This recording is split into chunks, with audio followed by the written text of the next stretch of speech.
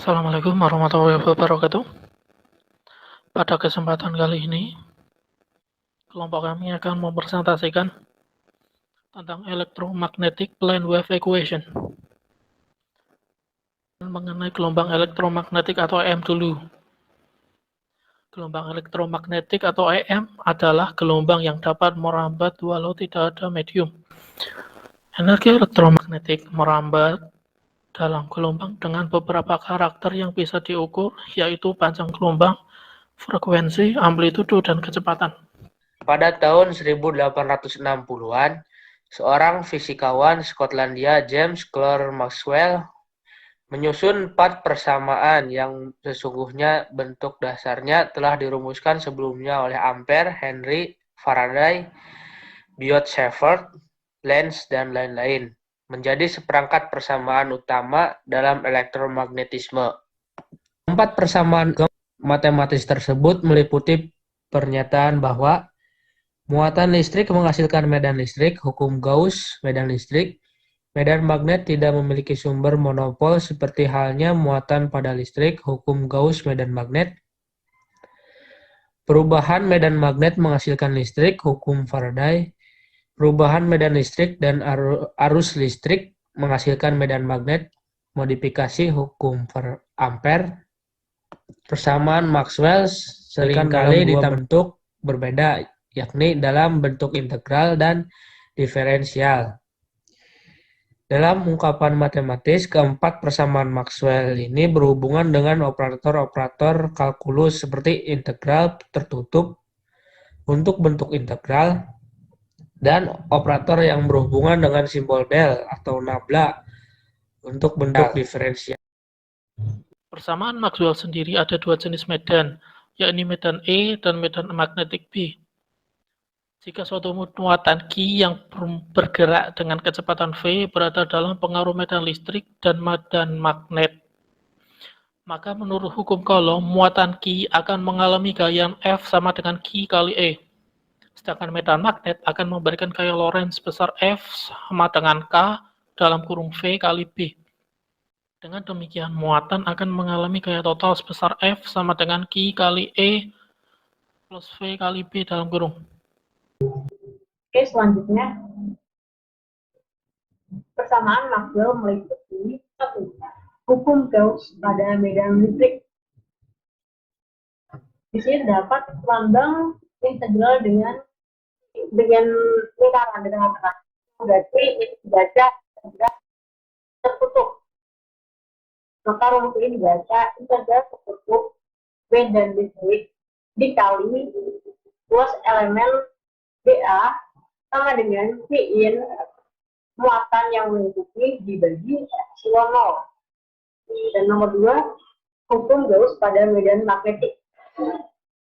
Integral tertutup B medan magnetik dikali luas elemen BA sama dengan 0. Dan 3, sudah hukum Faraday. Integral tertutup E besar medan listrik dikali DI elemen arus listrik sama dengan B. D per dt integral B besar medan magnetik dikali dA elemen dari luas. Dan nomor 4, hukum Ampere. Integral tertutup medan magnetik B besar dikali elemen dari I elemen dari arus listrik sama dengan mu 0 I ditambah mu 0 epsilon 0 D per dt integral medan listrik E besar dikali elemen luas JA. Selanjutnya, persamaan Maxwell 1. Hukum Gauss pada medan listrik. Di sini kita melihat sebuah gambar yang di tengah-tengahnya terdapat IN. IN di sini berarti muatan listrik. Tapi secara luas IN berarti muatan listrik yang mengikuti semuanya ini. Kita juga bisa melihat ada sekitar 1, 2, 3, 4, 5, 6, 7, 8 garis E yang di sini berarti medan listrik. dan dia seharusnya memiliki tanda vektor karena memiliki arah yang menembus permukaan Gauss. Sementara kita lihat di bagian yang kelihatan seperti lingkaran ini, di sini dinamakan permukaan Gauss A sebagai luas. Selanjutnya, inti dari permukaan Gauss adalah bahwa untuk mengetahui seberapa besar muatan yang ada dari sebuah muatan, maka yang dilakukan adalah dengan melingkupi muatan tersebut dengan sebuah permukaan imajiner yang disebut dengan permukaan Gauss. Kemudian kita hitung berapa flux listrik yang menembus keluar dari permukaan tersebut. Dengan menjumlahkan seluruh flux yang menembus keluar dari permukaan Gauss, kita akan memperoleh besarnya muatan yang terkandung. Sesuai dengan gambar yang ini. Ilustrasinya. Ada rumus yaitu flux E dikali dA. E di sini berarti medan listrik dan dA di sini berarti elemen luas. Sama dengan Q in dibagi epsilon 0.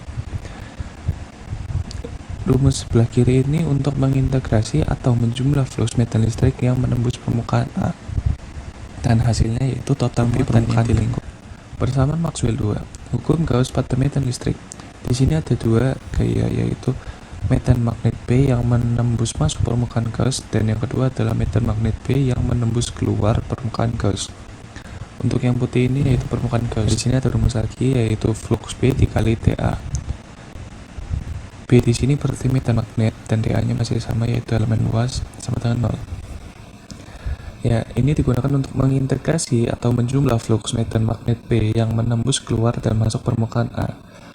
Nah, hasilnya itu total muatan yang dilingkupi permukaan Gauss. Persamaan Maxwell 3, hukum Faraday. Telah dijelaskan, penemuan Faraday tentang perubahan flux magnetik terhadap waktu akan menimbulkan arus listrik akibat beta potensial. Atau secara sederhana dituliskan ungkapan matematis berikut. Epsilon I sama dengan negatif D flux dibagi dt. Oke, di sini ada rumus yaitu flux sama dengan B dikali A. Dilanjut di bawahnya yaitu epsilon I sama dengan negatif D dalam kurung B dikali A dibagi dt. Ya, gambar di sini ini untuk gambaran yang jika magnet melewati kumparan akan mengakibatkan arus listrik ya. Gambaran rumusnya seperti ini. Persamaan Maxwell keempat atau modifikasi hukum Ampere, hukum Biot-Savart menyatakan bahwa di sekitar kawat yang dialiri alur listrik akan timbul medan magnet.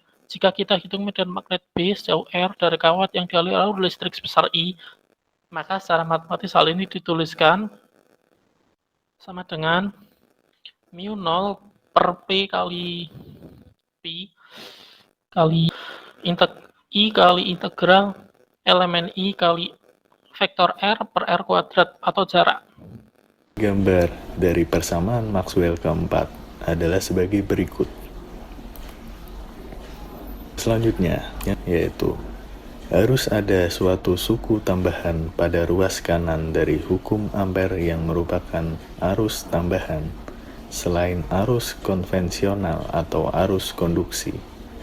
Maxwell menamakan suku tambahan ini sebagai arus perpindahan atau displacement current. Rumus bisa dilihat sebagai berikut. Oke, kita sudah sampai di slide gelombang elektromagnetik. Sampai saat ini kita telah melihat penjelasan dari keempat persamaan Maxwell. Sebagaimana telah disebutkan sebelumnya, persamaan Maxwell adalah persamaan yang paling penting dalam elektromagnetisme. Hal penting lain dari persamaan Maxwell yang bisa kita peroleh adalah prediksinya tentang keberadaan suatu gelombang yang dinamakan gelombang elektromagnetik atau EM. Gelombang elektromagnetik saat ini sudah sangat dikenal dan bahkan aplikasinya banyak digunakan untuk membantu kehidupan manusia seperti dalam komunikasi radio, televisi, pengiriman informasi, antena, radar, dan lain-lain. Namun pada saat itu konsep gelombang elektromagnetik ini belumlah dikenal dan baru sebatas konsep matematik saja. Dari persamaan gelombang EM, Maxwell juga dapat memprediksi kecepatan gelombang EM dengan rumus V sama dengan 1 per akar mu 0 dikali epsilon 0. Seperti yang bisa kita lihat pada gambar, dalam gelombang elektromagnetik, gangguan atau osilasi terjadi pada medan E dan B. Persamaan umum gelombang dengan rumus beta kuadrat Y per beta X kuadrat sama dengan min 1 per V kuadrat dikali beta kuadrat Y per beta T kuadrat. Dengan catatan, untuk memperoleh persamaan umum gelombang sebagaimana bentuk di atas, kita harus menghubungkan turunan kedua E terhadap waktu dengan turunan kedua E terhadap ruang. Berikut adalah contohnya. Loop L yang terdiri dari L1, L2, L3, dan L4 yang di dalamnya terdapat medan listrik arah Y. Dengan rumus integral tertutup E dikali DI sama dengan E dikali L1 plus E dikali L2 plus E dikali L3 plus E dikali L4 sama dengan E dikali L1 cos 0 derajat plus E dikali L2 cos 90 derajat plus E dikali L3 cos 90 derajat plus E dikali L4 cos 180 derajat sama dengan E X1 dikali DY min E X2 dikali DY sama dengan E X1 min E X2 dikali DY jika E X1 min E X2 dikali DY sama dengan DE kali DY. Loop L yang terdapat dari L1, L2, L3, dan L4 yang di dalamnya terdapat medan magnet arah Z. Rumusnya dengan cara yang sama seperti di atas, persamaan keempat Maxwell bisa dirumuskan sebagai berikut. Yang mana itu bisa disimpulkan dari pernyataan sebelumnya. Dengan demikian, cahaya, gelombang radio, gelombang mikro, gelombang ultraviolet, gelombang inframerah, dan lain-lain tidak lain merupakan salah satu jenis gelombang EM yang panjang gelombang lambda atau frekuensinya berbeda-beda sesuai dengan hubungan. Lambda sama dengan C per F. Perbedaan panjang gelombang ini sangat penting dalam perbedaan karakteristik gelombang EM. Cahaya tampak adalah cahaya yang kita lihat oleh mata telanjang memiliki rentang frekuensi 400 nanometer hingga 700 nanometer. Sedikit lebih besar dari 700 nanometer. Gelombang EM disebut inframerah dan lebih kecil dari 400 disebut ultra ungu atau ultraviolet atau UV. Lebih kecil dari UV kita peroleh sinar X yang memiliki panjang gelombang sangat kecil sehingga dapat menembus banyak bahan dan benda. Di atas gelombang inframerah, kita dapatkan gelombang mikro atau microwave yang panjang gelombangnya dalam order cm dan frekuensinya tidak jauh berbeda dengan frekuensi alami dari air. Sehingga gelombang mikro dipakai untuk memanaskan makanan dalam pemanas microwave untuk menghilangkan kandungan airnya sehingga makanan menjadi matang.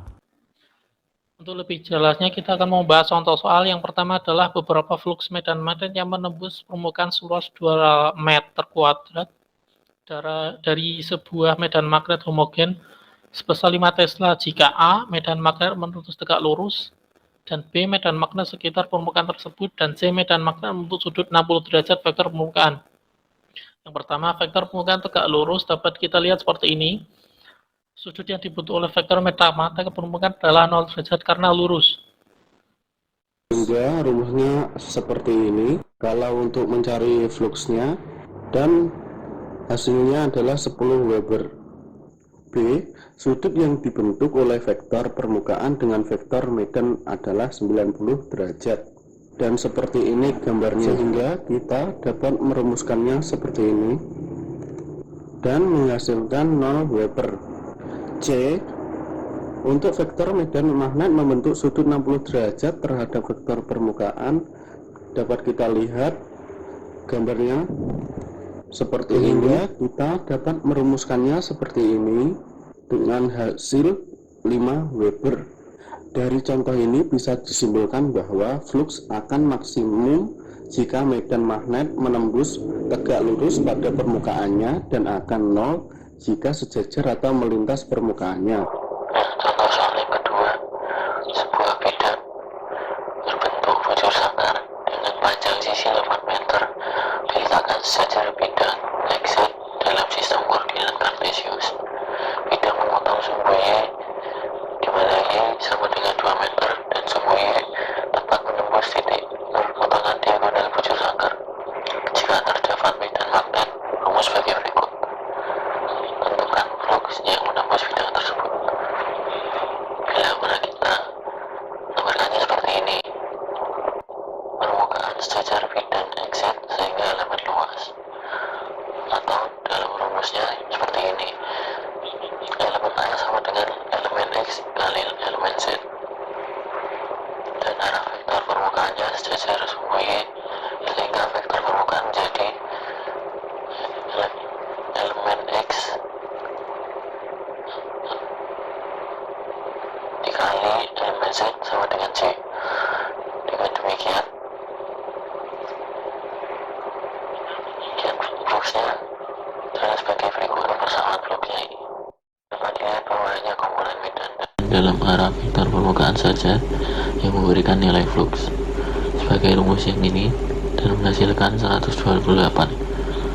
Jadi flux magnet yang menembus permukaan tersebut adalah sebesar 128 Tesla. Hanya ini saja yang bisa kami sampaikan. Terima kasih.